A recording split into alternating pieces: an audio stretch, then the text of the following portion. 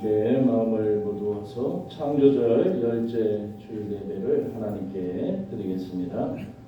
사랑과 은혜가 풍성하신 하나님 아버지, 감사와 영광을 주님께 돌립니다. 한 해의 수확을 거두고 이제 새로운 것을 준비하는 때에 주님 앞에 귀한 마음을 모두어서 지난날에 주께서 우리와 함께 하심을 기억하고 또 이제 쉼을 통하여 새로운 나날들을 소망하며 주님 앞에 믿음으로 나가기를 원합니다. 귀한 주님의 날을 맞이해서 주 앞에 나와 지쳐있는 우리의 세상의 삶을 이 시간 주님 앞에 예배를 드리며 새로운 회복을 얻기를 원하오니 주님 이 시간 함께하여 주셔서 이 예배가 기쁨의 예배가 되게 하시고 소망의 예배가 되게 하시고 주님 앞에 축복받는 귀한 시간 될 수 있도록 은혜 베풀어 주시옵소서. 주님께서 오늘 우리와 함께 하시고 한 주간의 삶 가운데 속에서도 주의 은혜로 가득 채우실 줄 믿고 거룩하신 예수님의 이름으로 기도하옵나이다. 아멘. 사도신조로 신앙 고백합니다.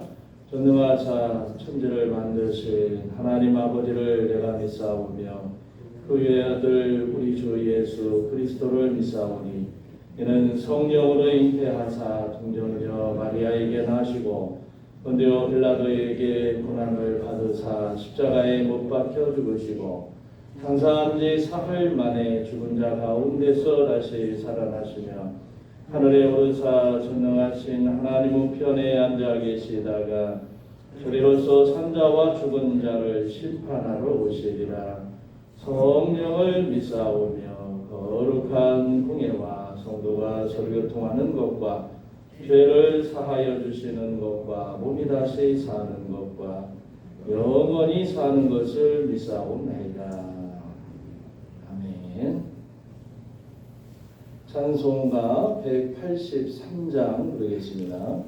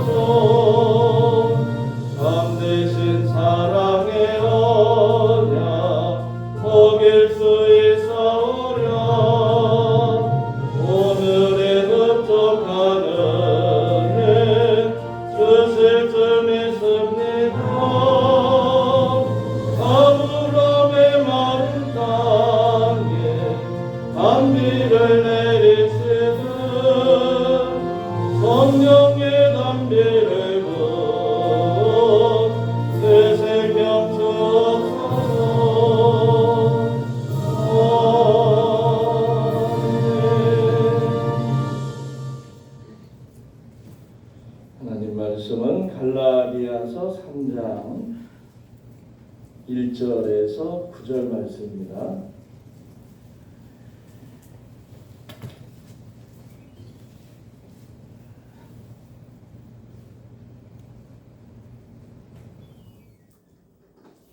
갈라디아서 3장 1절에서 9절 말씀 한 절씩 교독하겠습니다. 어리석도다 갈라디아 사람들아, 예수 그리스도께서 십자가에 못 박히신 것이 너희 눈앞에 밝히 보이거늘 누가 너희를 꾀더냐?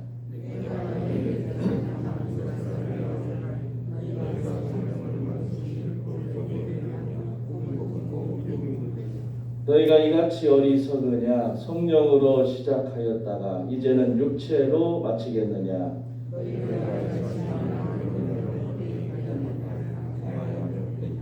너희에게 성령을 주시고 너희 가운데서 능력을 행하시는 이의 일이 율법의 행위에서냐 혹은 듣고 믿음에서냐?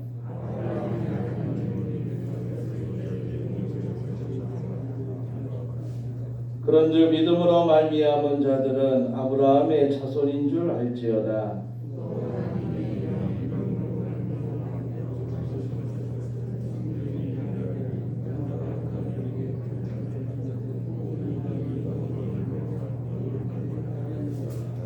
그러므로 믿음으로 말미암은 자는 믿음이 있는 아브라함과 함께 복을 받느니라. 아멘.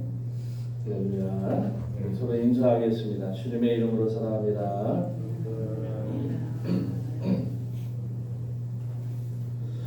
사람이 사람답게 살아가는 것이 마땅한 일입니다. 우리가 사람답게 주어진 그 인생을 살기 위해서 우리 스스로가 물어야 할 질문들이 있어요. 그 중에 가장 중요한 것 중에 하나가 뭐냐면 나는 무엇으로 사는가라고 하는 질문입니다. 우리를 인간답게 살아가게 하는 것이 뭔가, 우리가 인간으로 살아갈 수 있는 그 이유가 무엇인가. 힘겹고 고달프지만 그래도 우리가 살아갈 수 있도록 버티게 해주고 견딜 수 있게 해주는 것이 뭔가라고 하는 것을 물어봐야 합니다. 특별히 우리 그리스도인 우리가 여기서 이 질문 외에 또 다른 차원의 질문을 던질 필요가 있습니다. 주님을 믿는 그리스도인인 나는 무엇으로 사는가라고 하는 이 질문을 동시에 해야 합니다. 우리를 그리스도인으로 살아가게 하는 이유가 뭔지 분명히 물어봐야 돼요. 그리고 우리로 하여금 고난 가운데 속에서도 그리스도인으로 견디고 버티게 해주는 것이 무엇인가라고 하는 겁니다. 오늘 우리가 읽은 말씀에서 이 질문에 대한 답을 찾을 수가 있어요. 결론으로 말씀드린다면 주를 믿는 우리 그리스도인들은 믿음으로 산다라고 하는 겁니다. 그래서 우리 그리스도인들은 믿음으로 사는 사람들이라고 얘기할 수가 있는 겁니다. 오늘 1절에 그런 말씀이 있죠. 어리석도다라고 하는 표현이 나옵니다. 바울이 갈라디아 교인들을 생각하면서 하나하나 생각해 보면 참 탄식하는 그런 말이에요. 지금 갈라디아 교인들이 신앙생활 하는 것을 바울의 입장에서 생각해 보니까 이 안타깝고 참으로 이 말로 표현할 수 없는 그런 애절한 그런 마음들이 있는데 한 걸음 더 나아가서 참 어리석다라고 하는 이런 표현을 하고 있다라고 하는 거죠. 바울이 우리와 오늘 이 세상을 살아가고 있는 우리 주님을 믿는다 하는 사람들을 우리가 바라볼 때 이런 탄식을 하지 않을까라고 하는 생각을 해봅니다. 성경에 보면 두 종류의 어리석은 사람이 나옵니다. 첫째는 자기 인생 전체가 소유, 뭔가를 가진다라고 하는 그것으로 살아가는 사람들이에요. 이 세상에는 무엇인가 가진 것으로 사람들이 많습니다. 가지고 소유한 것이 그 사람의 인생을 지탱해 주고 있고, 살아야 할 이유도 거기에 있고 살아갈 힘도 거기에 있다, 이렇게 표현을 합니다. 어떤 사람들은 물질에 의해서 살아가는 사람이 있어요. 내 손에 물질을 좀 가지게 되면 세상을 다 얻은 것처럼 기뻐하고, 그리고 그렇게 당당할 수가 없습니다. 그러다가 이 가지고 있는 물질을 잃어버리면 이제 세상 끝난 것처럼 괴로워하고 힘들어합니다. 어떤 사람들은 권력으로 살아가는 사람들이 있어요. 그 잘난 권력 잡아보려고 별짓을 다 합니다. 그러다가 이 권력을 갖게 되면 막 온몸에 힘을 주고 의시되지만, 또 그 권력을 휘두르지만 그 권력에 잃어버리면 끈 떨어진 연처럼 맥없이 주저앉아 버리고 맙니다. 어떤 사람들은 지식으로 살아요. 그래서 남보다 많이 알고 그 아는 지식을 자랑하는 맛으로 살아갑니다. 그래서 사람들하고 관계도 자기 아래에 두고 자기가 마치 스승인 것처럼 그렇게 의시되는 사람들이 있죠. 현대인들은 현대적인 시설을 갖춘 병원과 최첨단의 의술을 가지고 있습니다.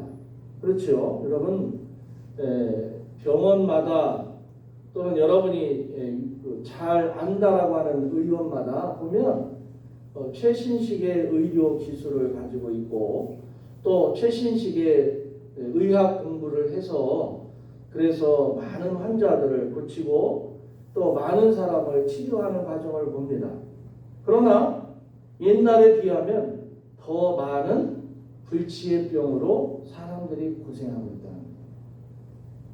많은 것을 가지고 있어서 그것들로부터 보호받을 수 있는 것처럼 생각을 하지만 실상은 그렇지 못해서 빠져드는 불안감이 항상 그 삶에 내재되어 있다라고 하는 겁니다.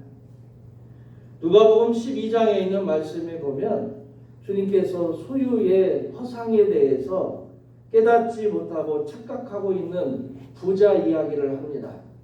그 말씀을 보면 내 영혼아 여러 해 쓸 물건을 많이 쌓아두었으니 평안히 쉬고 먹고 마시고 즐거워하자, 이렇게 만족하고 있다라고 하는 겁니다. 오늘 말씀에 20절에 보면 주님께서 이렇게 말씀하고 있어요. 어리석은 자여. 소유로 살아가고 있는 사람들, 그들은 어리석은 자라고 하는 그런 표현을 하고 있습니다. 또 두 번째는 뭔가를 지키고 살아가는 사람들이 있어요. 뭔가를 지키고 살아가는 사람들, 소유의 허상을 깨닫고 보다 차원 높은 삶을 살려고 종교에 귀의하고 자기 수양에 몰두하는 사람들이 있습니다. 이런 사람들은 대부분 어떤 인간다운 삶을 기준을 정해놓고 그것을 지키려고 애를 써요. 그리고 그것을 지키고 있다는 것에 자부심을 느끼며 살아가고 있습니다. 그리고 그것을 지킨 것에 대한 보상이 있을 것에 대해서 기대를 하며 살아가요. 오늘 말씀에서 바울은 이 갈라디아 교인들에게서 이런 모습을 찾았다라고 하는 겁니다. 그들의 율법을 하나님의 백성다운 삶의 기준으로 정해놓고 이것을 지키려고 몸부림치고 있어요.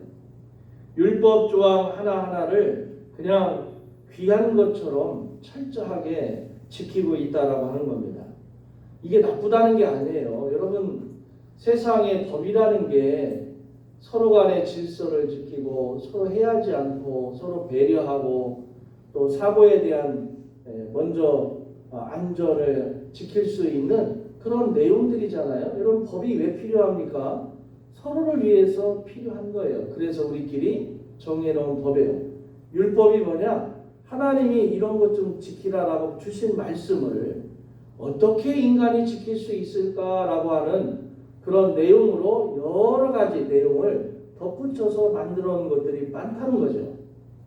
그래서 이 율법을 지키려고 하는 사람들은 결국 하나님께서 주신 말씀을 따르겠다라고 하는 차원을 넘어서 율법주의가 되고, 율법주의가 되면 자기뿐만 아니라 다른 사람에게도 규정지어서 그걸 꼭 지켜야만 된다라고 하는 신앙의 표준으로 삼고 있다라고 하는 거예요. 바울이 말합니다. 이것이 그럴듯해 보이기는 하지만 근본적인 문제가 있다라고 하는 거예요. 그래서 오늘 본문에 이런 율법주의자들을 향해서 어리석도다라고 책망하고 있는 겁니다. 바울은 율법이라고 하는 것이 봉합선생으로 우리의 죄를 깨닫게 해주는 역할을 할 뿐만 아니라 또 그것이 자기의 의를 드러내 주는 것이 아니고 오히려 자기의 죄를 드러내 주는 것이다 라고 하는 것을 이야기합니다. 그러니 율법주의에 매달리는 사람들 결과적으로 보면 자기가 얼마나 어리석은지를 모르고 있다라고 하는 거예요. 누가복음 18장에 있는 말씀에 보면 예수님께서 영생에 관해서 가르쳐 주시는 말씀이 나옵니다. 한 관원이 예수님을 찾아와서 물었어요. 내가 무엇을 하여야 영생을 얻으리까? 전제가 뭐냐면 영생을 얻으려면 뭔가를 해야 한다는 거예요. 그러니까 내가 무엇을 해야 영생을 얻을 수 있습니까? 그때 주님께서 대표적인 율법 조항들을 이 관원에게 말합니다. 네가 이런 율법 조항을 지켰느냐? 그랬더니 이 관원이 예, 저는 어려서부터 이 율법을 지켰습니다. 그러니까 율법을 잘 지켰다는 거죠. 율법을 잘 지키면 이 사람은 영생을 얻어야 될 거 아니에요. 그런데 율법을 잘 지켰지만 지금 와서 보니까 뭔가 부족하다는 거예요. 뭔가가 영생에 대한 확신이 없다라고 하는 거죠. 그래서 율법을 지키는 것 외에 또 다른 뭔가가 있어서 그걸 해야 영생을 얻을 수 있다면 그것이 무엇입니까? 라고 주님 앞에 말하는 겁니다. 율법을 지키고 자기가 정해놓은 인생의 기준을 정해놓고 지키는 일에 인생을 거는 사람들, 오늘 바울뿐만 아니라 주님께서도 어리석다라고 이렇게 표현하고 있습니다. 불가능한 일에 목숨 거는 사람들이기 때문에 그래요. 불필요한 일에 인생을 거는 사람들이죠. 여러분, 영생은 뭔가를 내가 해서 이룬다고 영생을 얻는 게 아닙니다. 영생은, 구원은 하나님이 주시는 은혜라고 하는 거예요.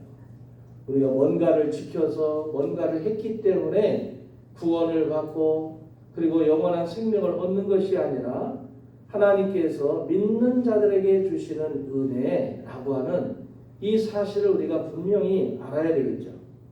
성경을 보면 이 앞에서 말한 대로 소유나 또는 뭔가 목적을 세워놓고 자기 수양에 따라서 그걸 지키면 된다라고 하는 그런 어리석은 그런 사람들, 이런 사람들 외에 정말로 지혜로운 사람들, 그런 이야기가 나옵니다. 바로 그들이 누구냐? 믿음으로 살아가는 사람들이라는 거예요.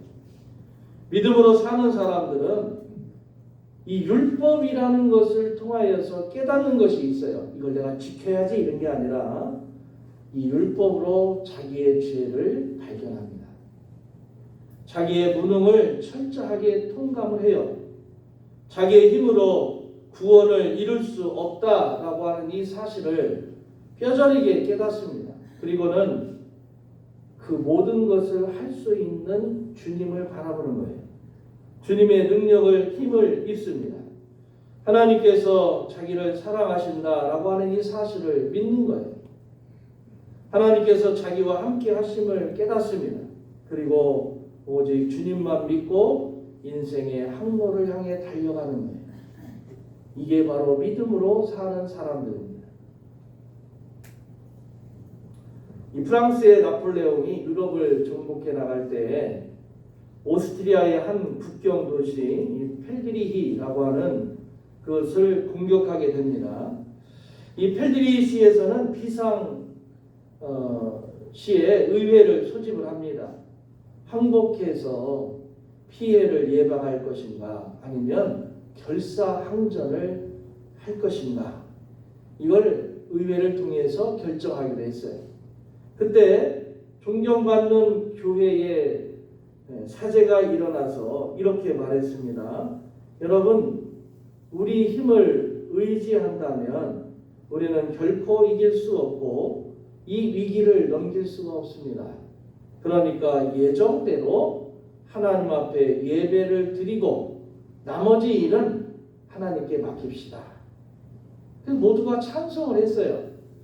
그래서 교회의 종을 힘차게 치고 그 지역에 있는 모든 사람들이 교회에 모여서 힘차게 찬송을 부르고 이 위기 앞에 하나님께서 도와주시기를 그렇게 예배하며 찬송하며 기도를 드렸습니다. 시 외곽에서 공격을 준비하고 있던 이 프랑스 군대가 이 교회의 우렁찬 종소리와 시의 뜻밖의 움직임을 보고는 밤사이에 오스트리아 지원군이 도착했다라고 착각을 했어요. 막 종을 막 크게 치고 사람들이 우르르르 그냥 다 교회에 모이는 그런 움직임을 보고 착각을 한 겁니다. 그래서 괜한 희생을 더 치르지 말고 이 성을 비껴서 다른 공격 루트를 찾아가지고 그리고 이 펠드리시 공격을 하는 게 아니라 여기는 그냥 건너뛰기로 그렇게 결정을 했다는 거예요. 아이고 이게 한번 그럴 수 있겠네요. 우리가 그럴 수 있겠지만 사실 이 사람들이 자기들이 있는 그곳을 넘어가지 못하도록 지키기 위해서 결정할 수 있는 게 뭐냐면 아무것도 없어요. 사실은. 왜냐하면 전쟁을 하면 결국에는 힘 있는 쪽이 이기게 되어 있습니다. 그 방법을 자신들이 선택하지 않고 이 위기를 하나님 앞에 맡겼다라고 하는 거죠. 어떤 상황 속에서도 하나님을 의지하고 하나님께 맡기고 담대하게 나아가는 사람들, 이 사람들을 성경에서 표현하기를 믿음으로 살아가는 지혜로운 사람들이다라고 표현하고 있습니다. 그런데 우리가 이런 믿음을 지켜가기 위해서 잊지 말아야 할 것이 있습니다. 첫째는 하나님의 은혜를 잊으면 안 돼요. 2절에 있는 말씀에 보면 바울이 갈라디아 교인들이 어리석게도 율법주의에 빠지게 된 것을 책망하면서 이렇게 묻고 있습니다. 너희가 성령을 받은 것은 율법의 행위로냐? 듣고 믿음으로냐? 갈라디아 교인들이 은혜 받고 성령 받은 것이 자기들이 율법을 잘 지켜서 그 자격 때문에 된 것이냐? 라고 이렇게 질문하는 겁니다. 물론 그렇지 않다는 것을 그들이 더 잘 알고 있습니다. 그들이 성령 받은 것은 다만 하나님의 은혜요 듣고 믿었기 때문이다 라고 하는 이 사실을 잘 알고 있다라고 하는 거예요. 문제는 그 은혜를 잊어버렸다는 겁니다. 우리가 하나님의 은혜를 잊어버리면 결국에는 믿음을 잃어버리게 되는 거예요. 오늘 또 이런 분들이 참 많습니다. 과거에는 큰 은혜를 체험했어요. 그래서 여러분 그냥 지나가는 말로 성도님들끼리 아니면 다른 동네 분들끼리 대화하다 보면 그때가 좋았지. 그때는 내가 그렇게 은혜를 사모하고 그냥 사방팔방 다니면서 기도하고 찬송하고 집회 참여하고 그랬었는데 이런 말을 종종 합니다. 아마 여러분들도 그렇게 말하시는 분이 있을 거예요. 그런데 이런 은혜를 체험했던 그 힘든 시절에도 은혜를 체험했던 분들이 오늘의 작은 시련 때문에 믿음이 흔들려 버린다. 그 은혜를 잊어버렸다는 겁니다. 여러분, 받은 바 은혜를 잊지 마시기를 바랍니다. 그 은혜를 기억해야 오늘 또 주님을 믿고 의지하고 나아갈 수 있다라고 하는 겁니다. 또 두 번째는 하나님의 말씀인데 6절 이하를 보면 바울은 믿음으로 산 사람의 예를 성경을 통해서 들고 있습니다. 그가 바로 아브라함이죠. 아브라함은 본래 이방인입니다. 아직 율법이 주어지기 전의 사람이에요. 하나님께서 다만 그의 믿음을 보시고 의롭다고 말씀하셨고 그를 구원의 길로 인도하셨고 그에게 복을 주십니다. 바울은 이 예를 들면서 갈라디아인들로 하여금 다시 믿음의 길로 돌아올 것을 말씀하고 있어요. 그러니까 바울은 갈라디아 사람들이 성경 말씀을 기억하지 못하기 때문에 율법주의에 빠지게 됐다라고 하는 것을 말씀하고 있는 거예요. 성경 말씀만 제대로 기억한다면 결코 믿음의 길에서 벗어날 수 없다라고 하는 걸 말하는 겁니다. 누가복음 24장에 보면 여인들이 나오는데 이 부활하신 주님의 무덤을 찾아갑니다. 그들이 무덤에 가보니까 무덤을 막고 있던 돌이 옮겨져 있고 무덤 속에 있어야 할 주님의 시신이 보이지 않습니다. 그래서 놀랐어요. 그리고 걱정을 했습니다. 그때 천사가 나타나서 여인들에게 말합니다. 어찌하여 산 자를 죽은 자 가운데서 찾느냐? 여기 계시지 않고 살아나셨느니라. 이런 말씀을 합니다. 그리고 이어서 중요한 말을 해요. 갈릴리에 계실 때에 너희에게 어떻게 말씀하신 것을 기억하라. 그러니까 여인들이 주님의 부활을 믿지 못해서 두려워했고 걱정했는데 그 이유가 주님께서 이전에 하신 말씀을 기억하지 못했다라고 하는 사실입니다. 말씀이 없으니까 인간적인 생각에 빠지게 되고 그래서 믿음이 흔들리게 되었다라고 하는 겁니다. 여러분, 우리가 어려운 일을 당하잖아요. 그러면 세 가지 소리가 우리 귀에 들려옵니다. 하나는 주변 사람들의 소리예요. 욥의 친구들처럼 이 소리는 한편으로는 타당한 이야기라고 볼 수가 있습니다. 그러나 결정적인 도움은 되지 않아요. 또 다른 하나는 사단의 소리입니다. 이 소리는 우리를 더 깊은 수렁으로 이끌어 갑니다. 이 소리에 귀를 기울이면 우리는 다시는 헤어나올 길이 없어요. 그리고 세 번째는 하나님의 소리입니다. 이 소리를 들어야만 여러분 우리가 그 어려움을 극복할 수 있다라고 하는 거예요. 요즘에 귀에다 꽂고 듣는 이어폰 같은 게 있죠. 무선으로 되어 있는 거. 거기에 보면 기능이 두 가지가 있어요. 하나는 이걸 꽂고 있으면 핸드폰에서 들려져 오는 소리만 듣잖아요. 그러면 주변의 소리가 들리지 않으니까 설정을 하면 주변의 소리도 들리고 핸드폰에 있는 소리도 들려요. 길을 걸어갈 때 혹시 주변에서 나를 부른다든지 주변에 어떤 위험한 요소가 있을 때 이게 그냥 귀를 막고 핸드폰에 있는 소리만 듣게 되면 위험할 수 있으니까 외부의 소리가 들리게 만들게 해놓은 장치가 있습니다. 참 기술이 대단해요. 또 그게 보청기의 역할을 해요. 그래서 귀가 잘 안 들리는 분은 이 외부 소리를 확장해 놓으면 귀가 잘 안 들리는 분들도 이게 잘 들려요. 꼭 보청기를 꽂은 것처럼. 근데 문제가 뭐냐면 외부 소리가 들리게 만들어 놓으면 집중이 안 돼요. 여러분, 신앙이라고 하는 게, 믿음이라고 하는 게 이 세상의 소리를 듣고 그 다음에 주변의 소리를 듣고 내 마음을 갈팡질팡한다면 도움이 되는 게 없어요.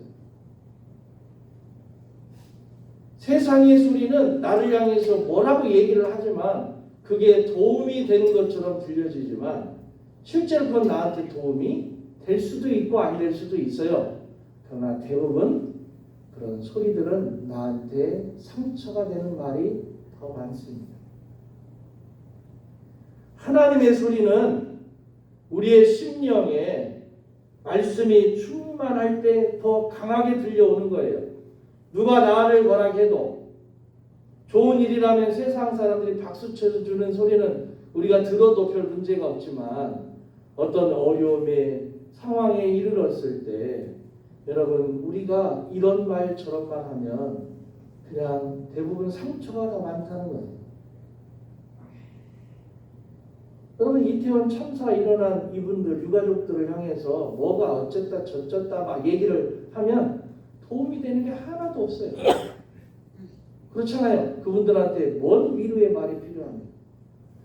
욥이 고난 당했을 때 동방에 있는 세 친구가 와서 일주일 동안 한 일이 있어요. 그게 뭐냐면 그냥 앉아서 침묵했어요. 욥의 곁에서 앉아서 아무 말을 안 했어요.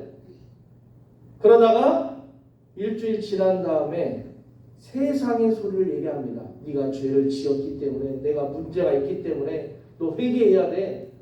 하나님께서 잘 나가던 너를 왜 이렇게 만들었겠느냐. 네가 죄가 있으니까 문제가 있으니까. 일면 맞는 말 같은데 실제로 욥에게는 아무런 도움이 되지 않았다는 거예요.